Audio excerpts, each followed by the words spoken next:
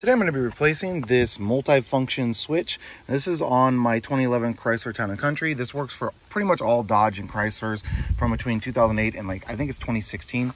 I purchased this one online from D&A Motoring.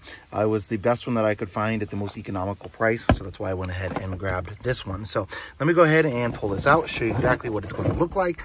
So this is essentially all that it's going to be inside. So it's just one piece. It should be a relatively easy fix. It's quite literally just a little plug in here. So there's going to be two screws right here on the bottom. So one here and one here. I'm just going to pop those two screws loose. And then this entire column should come out. And there should be a screw right on the underside of here to take this part out. So let me go ahead and take those screws on the bottom out. Now, my specific model, these two screws are actually going to be T15 head screws. So they're going to be this little like star bit. I got it here on my drill. So you are going to need either a drill, or it'd be better if you had one of those screwdrivers that will take a variety of bits like this.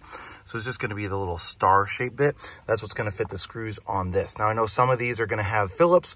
I definitely would prefer if they have Phillips. I don't know why they decided to do stars on those. You essentially have to kind of hang upside down to get those two screws out, which is a little bit annoying, but certainly not the end of the world. Once you get those two screws out, the next thing you have to do is just literally gently pry up on this little gap right here. And this top piece just comes right off, and then you just kind of pull it out. So there's no screws holding it in place, just these little things are kind of pushed down into there. And the screws is what holds it up together and tight. So relatively easy to pop that out. And then you can see here, this is our part. So you just have to disconnect this wire right here on the back. Then it's gonna have a screw somewhere on here.